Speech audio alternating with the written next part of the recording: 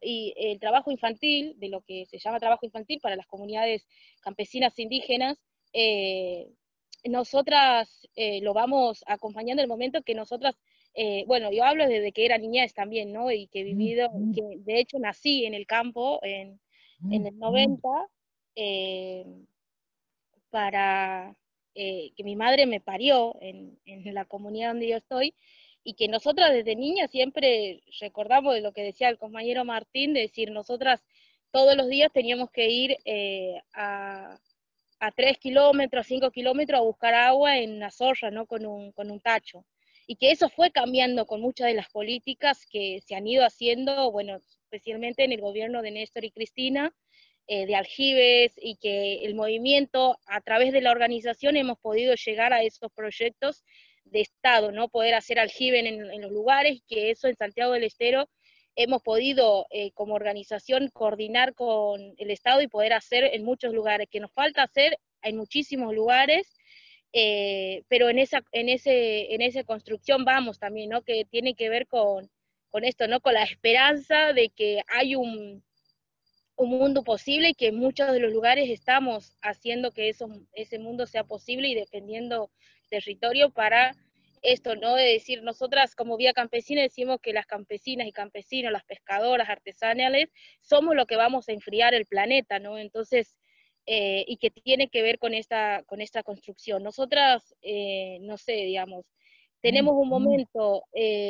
para estar en la escuela, cuando hay escuela, con suerte que hay escuela, porque a veces los maestros también se toman su tiempo, y los otros momentos, digamos, no el trabajo infantil, sino el trabajo de poder ayudar también en las familias, ¿no? Es decir, no sé, ir a ver las cabras o hacer otras cosas, traer leña y esas cosas, y que lo hacemos desde chico, y nosotras no las consideramos trabajo infantil, sino más bien es el aprendizaje, ¿no? Obviamente que siempre viendo que esa niña o niño sea, no sé, a través, que se divierta todo lo que se tenga que divertir como un niño, no es decir, con sus cosas. De hecho, yo recuerdo, digamos, que ir a jugar, no sé, en el monte, ir a jugar en el bosque, y esas cosas lo hacíamos, pero en el momento de decir, bueno, hay que encerrar las cabras, hay que largar las cabras, o hay que traer leña, esas cosas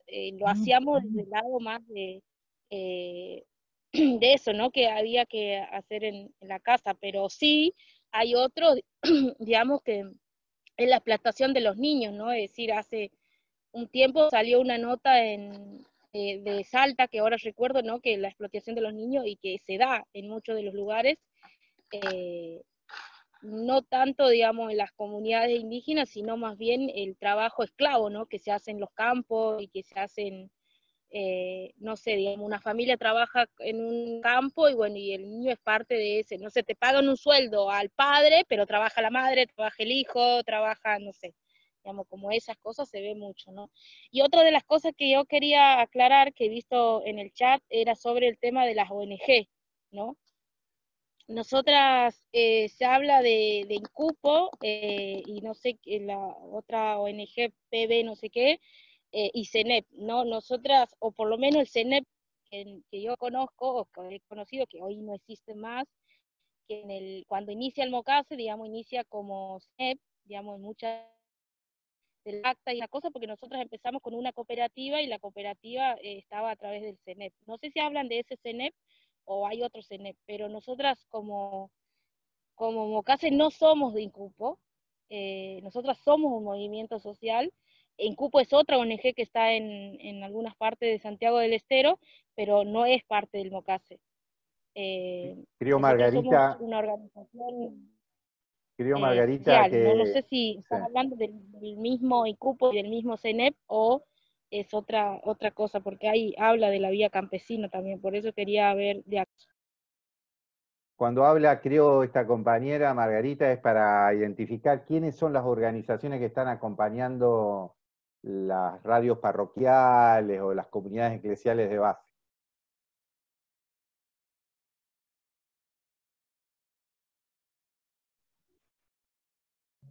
Sí, es en ese sentido, si no me equivoco.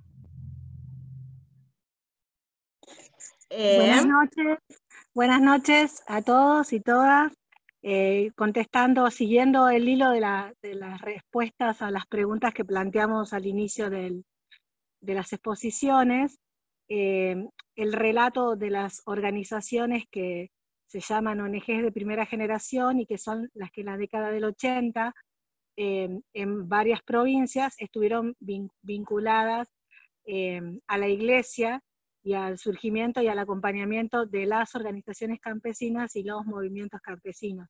Es en alusión al comentario que hizo Andrés cuando empezó a contar justamente de dónde surgen estas redes de FMs desde distintos lugares vinculados a la Iglesia. O sea que el comentario va referido en realidad a la exposición de Andrés, y sí, Margarita hace alusión al mismo CENEP que mencionas vos, que con sede en Quimili estuvo vinculado al surgimiento de la vía campesina.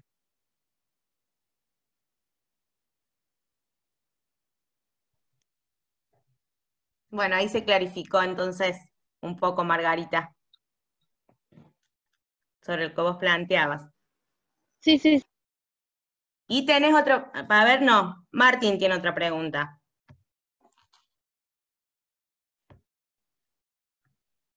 Déjeme ver que no se me carga porque acá está. Ahí está.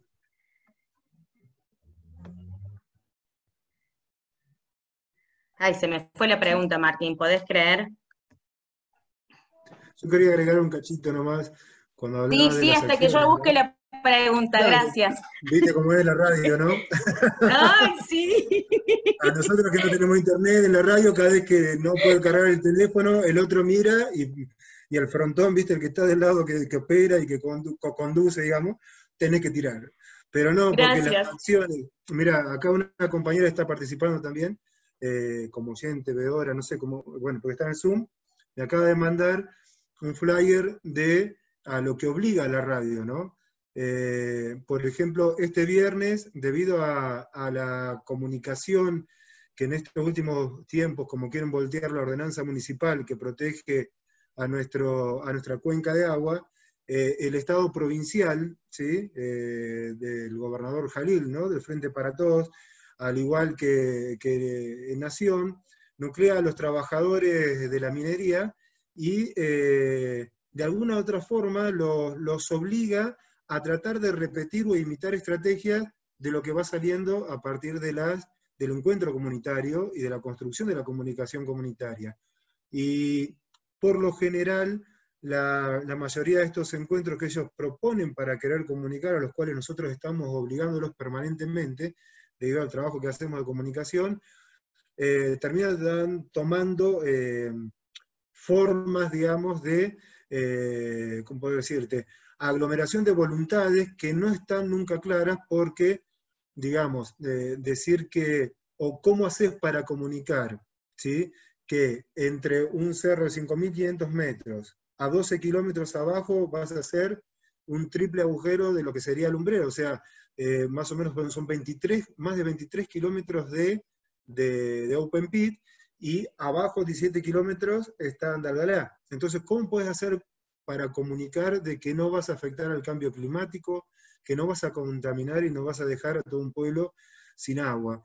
El problema que nosotros tenemos, que yo veo en relación a los compañeros, es que nosotros siempre tuvimos que luchar contra el Estado, pero no por desestabilización o por un interés, digamos, de inconstitucionalidad, sino que justamente el Estado de nuestro territorio es y se ha transformado en aquel que ha recortado todas las políticas públicas de desarrollo de la región. Si nosotros, cuando el plan IRSA, si hay mucha gente, es IRSA, IRSA, doble I, ¿sí? Infraestructura Regional Sudamericana.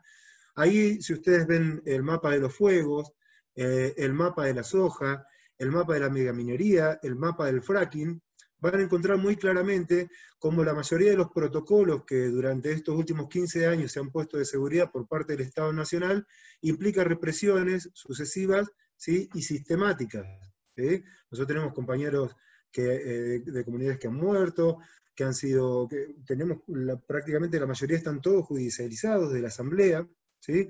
Entonces las estrategias comunicacionales que nosotros planteamos en realidad tienen que ver en resistir a todo un aparato, ¿sí? Que no solamente tiene a los transitivos trabajadores de la mega minería transnacional que le ponen un gazebo y los visten de verde, por ejemplo, sino que tenemos que luchar contra todo un aparato comunicacional. Cuando Andalgalá estuvo 20 días sitiados, Telam no publicó una sola noticia. Estamos hablando de un cerco y un candado comunicacional que el Estado le hace a radios comunitarias que no necesariamente pueden trabajar o pueden tener vínculos, por ejemplo, con la pauta publicitaria. Nosotros no podemos de ninguna manera permitir que entre la pauta publicitaria del Estado, por más piola que sea, primero porque no tienen intención de traerlas, porque tienen intención de desalojarnos como siempre lo ha querido hacer. Y no son grupos privados, porque el Estado, yo me acuerdo había definiciones universitarias o cosas así, que decían justamente que estamos pasando de neo-neo, creo que le decían, neoconservador, neoliberal, ¿no? Bueno, lo que reemplazó la empresa privada, ¿sí?, al Estado durante los 90 y comienzos del 2000, durante todo el 2000 hasta la fecha, se ha dado una evolución en ese sentido, donde el Estado es el que pone el aparato ideológico y comunicacional para enfrentar a las comunidades, ¿sí?, de manera en que los recursos estratégicos puedan ser explotados. Entonces nosotros, de alguna manera, en relación a la pregunta que hacía uno de los compañeros en el chat, porque nunca había abierto un chat, y gracias a Margarita me animé, porque dije, ahí hay la palabra y la puse, ¿qué acciones? Justamente la presencia, el que una radio esté prendida, que la lucecita roja esté arriba y un micrófono largue un programa, aunque sea una vez por semana, obliga a todo un aparato estatal para trabajar comunicacionalmente en contra de las posibilidades de esa radio comunitaria. Entonces, cualquier cosa que nosotros estemos haciendo siempre tiene una respuesta maximizada, con más producción, con más dinero, con cantantes. Por ejemplo, cuando vino León Gieco a Andalgalá, siendo que, bueno, que yo, bueno, tengo una raigambre, digamos, de resistencia, digamos, yo soy el único que ve de mi familia, porque el resto los mataron todos los militares. Entonces, ver que un pueblo como Andalgalá le esté diciendo tibio a un hombre como León Gieco, que uno lo quiere tanto, digamos, desde el punto de vista de la construcción de resistencia, y que cuando lo llamamos durante 10 años, tanto él como, qué sé yo, bandas como Arbolito, como Víctor Heredia, nos decían, les mandamos la segunda plana porque nosotros no podemos porque culturalmente estamos alineados. Entonces, la desprotección que ha tenido los territorios desde el punto de vista comunicacional ha sido muy grande. Yo creo que Radio El Algarrobo, como decía Pía, de ahí de Chilecito, yo creo que Radio El Algarrobo es la única radio que ha sobrevivido en estos 10 años a la comunicación contra la mega minería. Hace un mes, desde Famatancas de Santa María, Radio El Membrillo empezó a trabajar también, y nos están sacando los programas de acá porque nosotros no podemos, pero después lo que era todo el movimiento que se dio en La Rioja, con Radio El Hormiguero, por ejemplo, radios que fueron construidas, las de Tinogasta, las radios de Tinogasta, fueron construidas específicamente por la lucha mega minera, no pudieron resistir el tremendo aparato estatal, porque nosotros estamos hablando de que las megas mineras no gastan casi un dinero en poder hacer, digamos, un frente comunicacional. Se utiliza el aparato estatal para no solamente, imagínense que en el momento que nosotros estamos haciendo esto, la promoción de Luis Gioja, Raúl Jalil, que es el gobernador de Catamarca, Ecoconciencia, y un montón de comunicadores en este momento, nosotros tenemos este Zoom, ellos están formando un Zoom comunicacional, pero que está construido en base a las posibilidades de herramientas que le está dando el Estado para defender algo que la autonomía del pueblo y la capacidad de autodeterminación le dijo que no. Entonces, en ese sentido es que nosotros intentamos permanentemente, simplemente, digamos, con el estar,